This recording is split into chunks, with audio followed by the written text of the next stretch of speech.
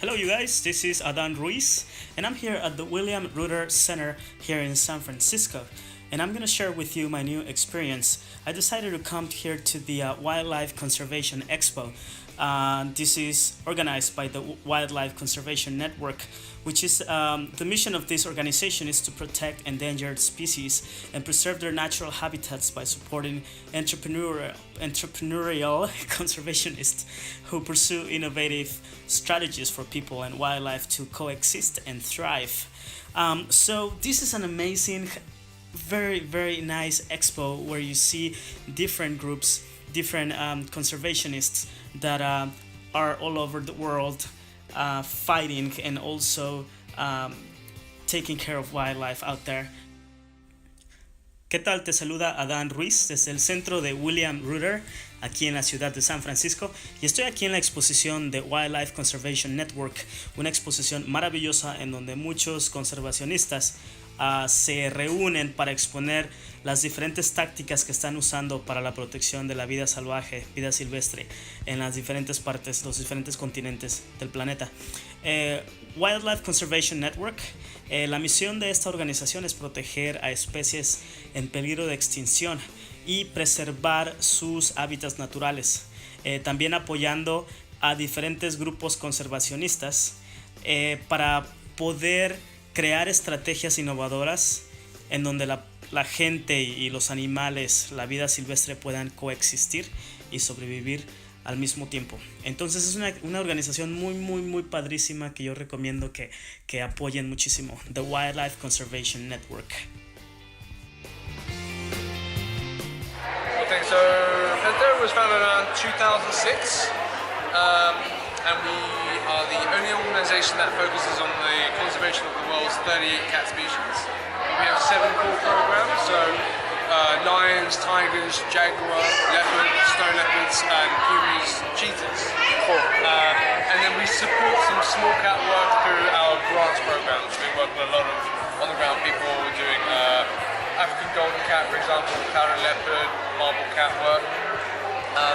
Our reach, our footprint is, for the most part, Southern America, Africa, Asia, and Southeast Asia. One of the presentations that really caught my attention was the Okapi Conservation Project. The gentle, mysterious Okapi appears to be half zebra, but is actually the closest relative of the giraffe. Okapis, which is the last major mammal discovered in Africa, live only in the Democratic Republic of the Congo, a country known as much for its political strife as for its incredible biodiversity. And here's a little bit from the presentation of the Okapi Conservation Project by Dr. John Lucas. Thank you for coming out today. It's a great crowd and a great day, and thank you for supporting WCNO and conservation. It's wonderful. Well, because we have the giraffe with me, I thought we'd just talk a little bit about what is the oldest giraffe. So this is Simotherium major. It's lived in Greece around 7 million years ago. It was described in the late 1880s, and at that time the okapi was unknown and still alive in the Congo.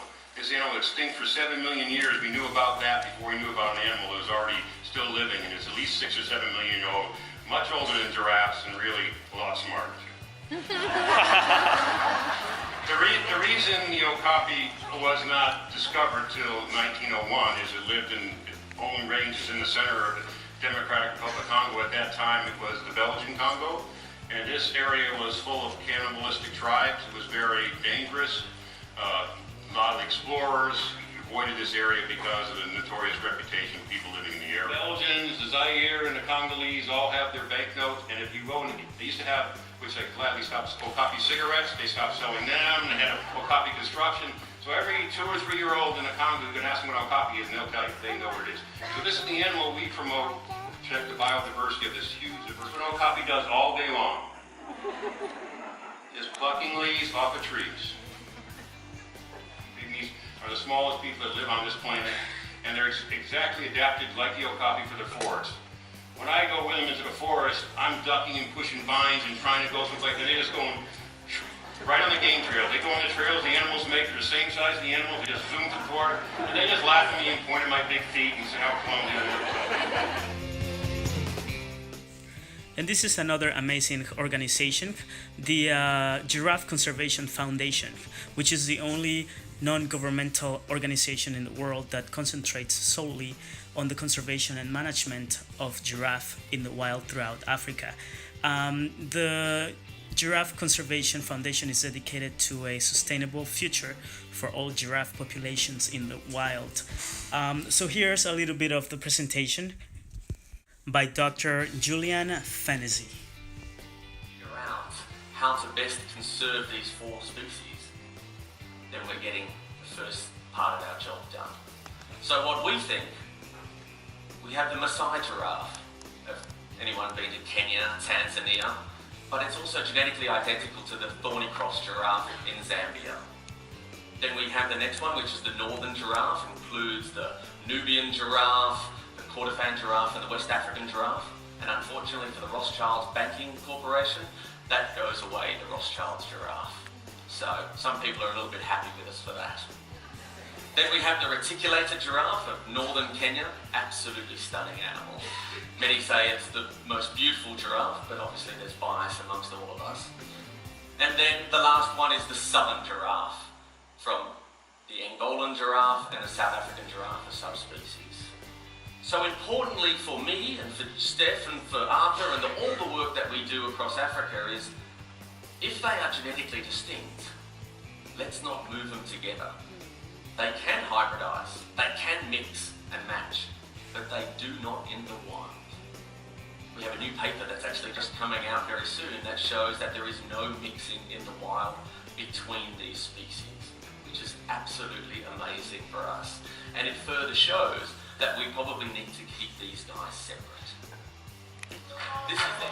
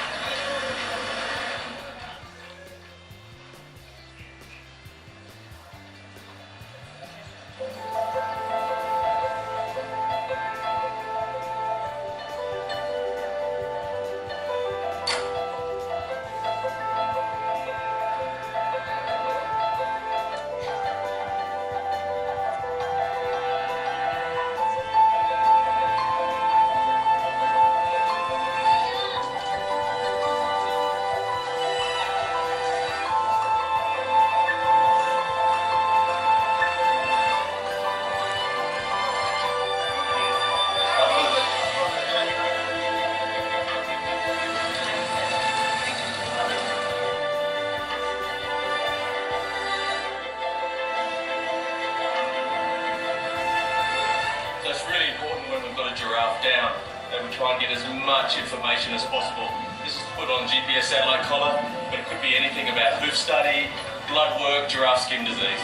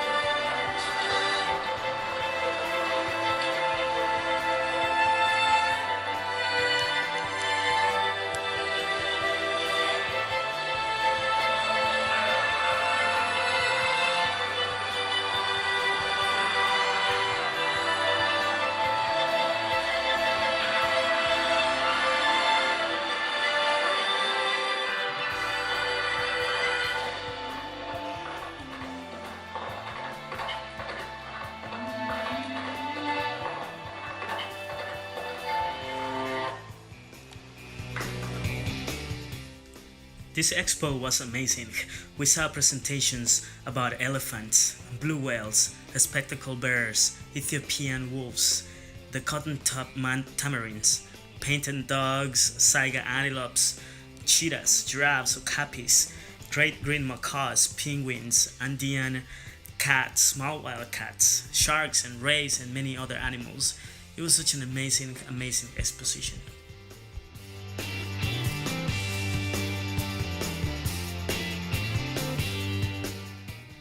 One of the presentations that really touched me, it was the ARA project. So the ARA project is dedicated to saving Costa Rica's two native macaws, the endangered great green macaw, which is the Ara ambiguus, and the scarlet macaw, the Ara macau. Both species have been heavily impacted by human pressures, including unsustainable capture for the wild bird trade and also for the hunting and the habitat loss. Their populations have been significantly reduced. And here is a little bit of the presentation by Dr. Sam Williams. So it makes an excellent flagship for the rainforest. And birds are often the portal through which people are first exposed to conservation. Now, when we protect Mick and Cece, we're protecting an amazing dinosaur. I have to mention also the great and amazing work that Dr. Pablo Garcia Borboroglu has been doing with the Penguins organization in the Patagonia. Well, he's the perfect example of going from local to global. And this is something that I really admire because my work is very local, but I am so impressed when people have this, when they're working at this high level. Poppy's gone to the UN and he's working with governments to change policies. And that's where he's going to have, well, he's having massive impacts. All the presentations in the Wildlife Conservation Expo were very inspirational, but one of the most inspirational ones was Tompkins Conservation Program. They promote restoration, park creation, ecological agriculture, and activism. This family bought a significant amount of land in the Patagonia, and they have been successfully reintroducing species back into the wild. They have been creating a lot of innovative solutions where the community and the wildlife can coexist.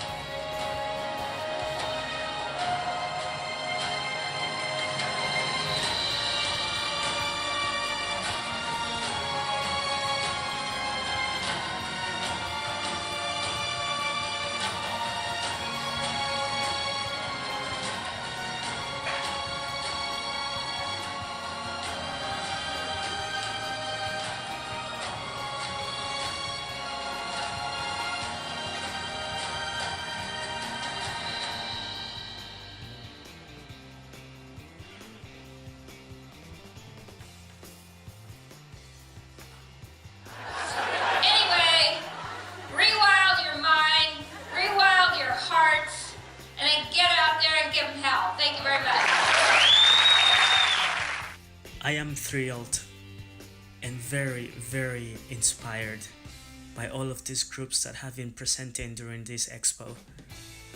There is hope. I am very optimistic. And I am ready to keep fighting for our natural resources and keeping our wildlife alive. Thank you for watching my video. This is Adan Ruiz. Thank you.